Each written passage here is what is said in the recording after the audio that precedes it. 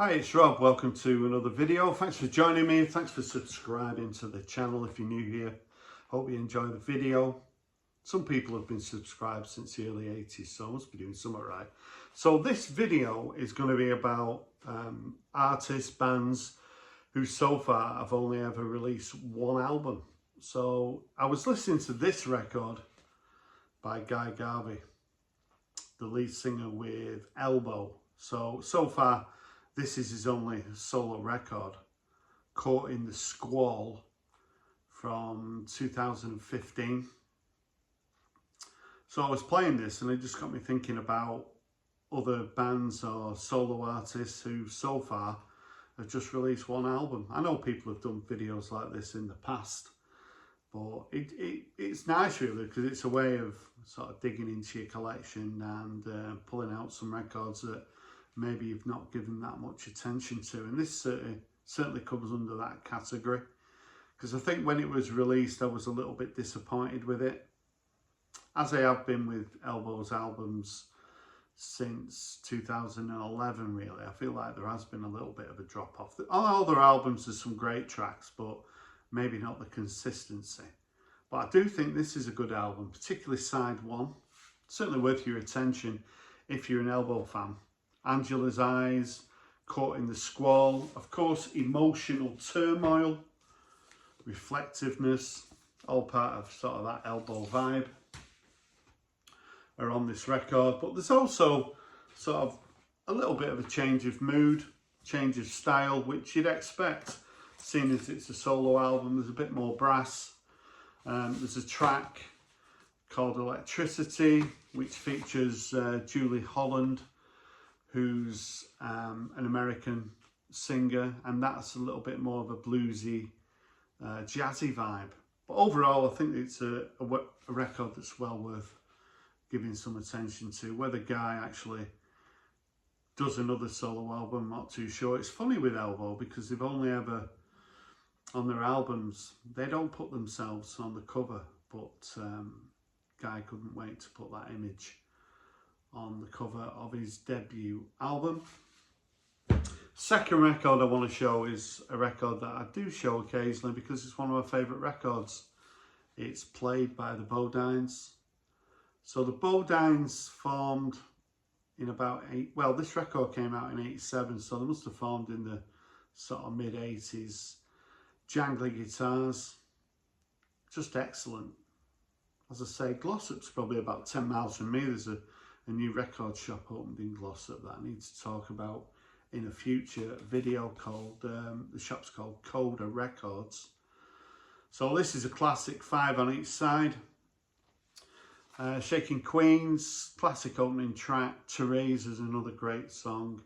Everything's great on here. There's a track called William Shatner, really cool looking band as well. 4-piece on Magnet Records. So I was in, I need to get another copy actually because it's a bit scuffed up. It's had some hammer. You do see this record occasionally. It's not an expensive record. When I see it, it tends to be around 10 to 15 pounds. If you ever see it, I really recommend it. Played by the Bodines. Third record I want to show is called Maybe You've Been Brainwashed Too. So do you know that album? It's this one, the New Radicals from 98. So this comes on a gatefold. So Greg Alexander, the front man of the New Radicals, sort of his project. He's gone on to be a songwriter for many artists, Texas, Rod Stewart, to name a couple. But the whole sort of vibe, the groove around You Get What You Give, which was such a big hit in 98. And I was always sort of reading the reviews of this album, and I couldn't find a good review of it. I just took a punt on it, and I wasn't disappointed. Someday We'll Know is a great track. Technicolor Lover, a little bit of a falsetto voice on some of the tracks, but don't be put off. So it comes on 2 discs. You Get What You Give is an absolute classic. They still play it now. I can't get enough of it. But yeah, the New Radicals folded. I think Greg just, as I say, just wanted to concentrate on songwriting. But this record is one that I love, and I've always loved that cover as well. And he's on a scooter on the back, so can't go wrong with it really. With the New Radicals from '98.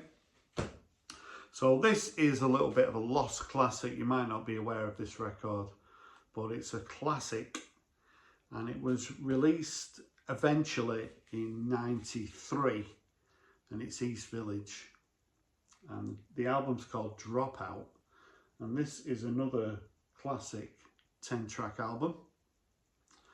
So I don't think they know who that girl is, so she'll be about 50 now, so I don't know if you're watching this video. Drop me a line. So yeah, it's the Kelly brothers, Paul and Martin, and a couple of other guys.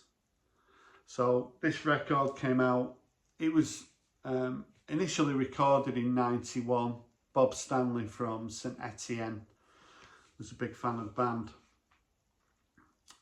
But it never got mixed. They supported the House of Love, and they were part of that scene a little bit with sort of the Manics and Flowered Up.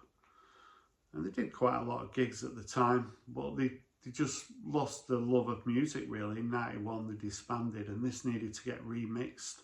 And eventually it got remixed and was released in '93. And this is influenced by the Byrds and Buffalo Springfield, Teenage Fan Club, a little bit of the Charlatans as well. So I read this at the weekend, so when I sort of got the idea of sort of putting this video together, I pulled these records out. Some of them I'd not listened to for a while, so I took the time to read this insert, which gives you a real good background on the band. Well, this is probably a record that a lot of people maybe not aware of, but it's certainly worth checking out. Uncut magazine at the time gave it 10 out of 10. So yeah, it's called Dropout, and it's by East Village. Right, the fifth record. This is a little bit similar to sort of the Guy Garvey release. Again, it's another 5 on each side classic, and it's Jimmy Goodwin, who's the predominant singer with Doves, the Manchester band, who I'm a big fan of. So he released this solo album in 2014, and it's called Odulek, I think. What do you think of that? That's my pronunciation. So again, I think this is one, I bought this from Clampdown Records in Manchester. That's a shop that I've not been in for a while. So of course, Doves recently released their 6th album, and Jimmy's been struggling a little bit, so he did not that many songs on that new album, and Doves have gone on tour without Jimmy. So Doves without Jimmy doesn't quite sit right with me. But of course this is all Jimmy, so it's all going to be good, isn't it? So I think at the time I was a little bit underwhelmed, but again, through listening to it recently, I've grown to really love this record.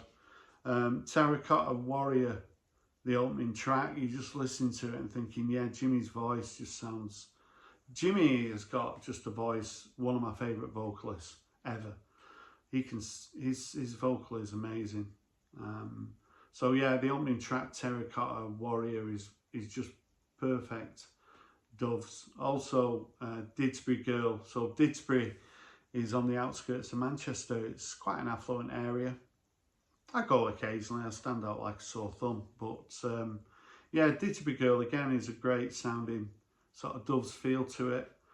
There's a couple of tracks that feature backing vocals by Guy Garvey from Elbow, who I showed previously. Oh Whiskey, another one of my favourite tracks on side 2. So yeah, this is a record that's worth checking out if you're a fan of Doves.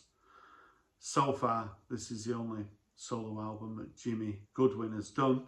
He's been involved in a few sort of side projects, but under the name Jimmy Goodwin, this is all we've had so far.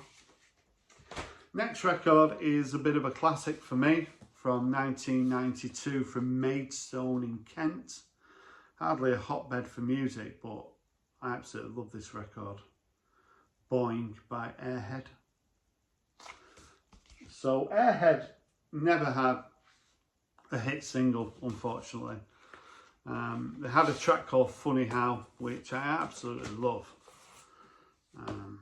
So it comes on the same record label as Echo and the Bunnymen. So yeah, I think this is another sort of 10-track album. Counting Sheep.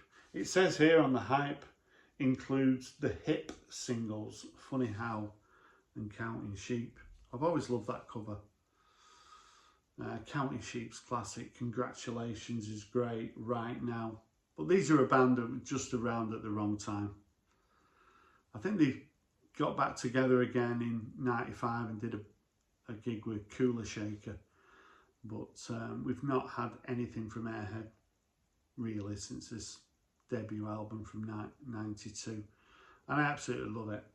So it's just classic sort of jangle pop around at the wrong time. If you don't know this record, it's well worth checking out. Another record that's worth checking out. So far, this is the only record that Grace Lightman has done.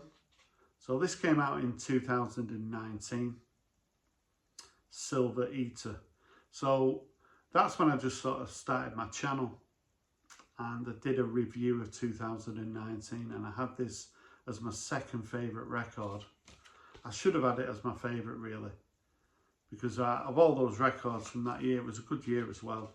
This is the one that I still play. I play the most. It's a concept record about an alien falling in love with the human race. So Grace has released a couple of EPs. I think she released one last year, but she's not released an album since this debut, which is a shame. Classic tracks on here, everything I love. I think An Ordinary Life and the track Repairs, super. It's just a great record, this. It's on Amazon for like 16.5 quid. So if you stream it and you want to grab it, I see it in record shops occasionally for like a tenner sealed at record fairs.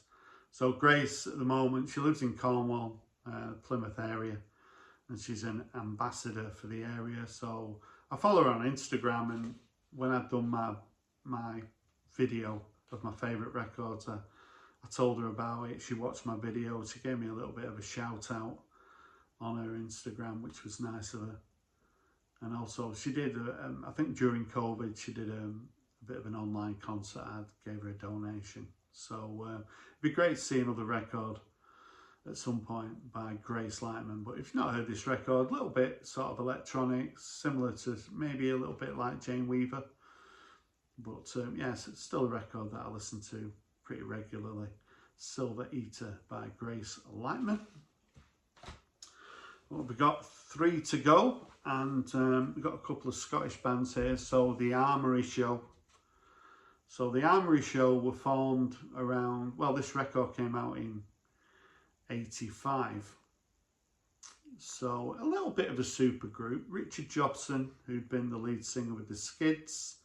John McGeoch, excellent guitarist who's played with Magazine and Susie and the Banshees, to name a couple, was on guitar. So the guitar on here is great. I think Russell Webb was a bass player who played on the third album by the Skids, The Absolute Game. So there was a little bit of a Skids connection, a 4-piece. And this certainly sounds a little bit sort of like Simple Minds sounded in '85. Perfectly good record. It's one I've been looking for years and I'd never managed to find a copy of it. But like normal, you find it and then you always see it. So I do see it quite regularly. It's not an expensive record. Castles in Spain was the main single from it. They disbanded pretty soon after this record. One interesting fact, when I was doing a little bit of digging about Richard Jobson, I didn't realise that he was married to is she half Norwegian and half Irish, Mariela Fostrop. the journalist. So she was a press, I think she worked in promotion. And she ended up marrying Richard Jobson. But she's quite famous for dating George Clooney. So she went from Richard Jobson to George Clooney. But yeah, Richard went into journalism, and sadly John McKeoch has passed away now. But yeah, the Armory Show, nice one to have in the collection from 1985.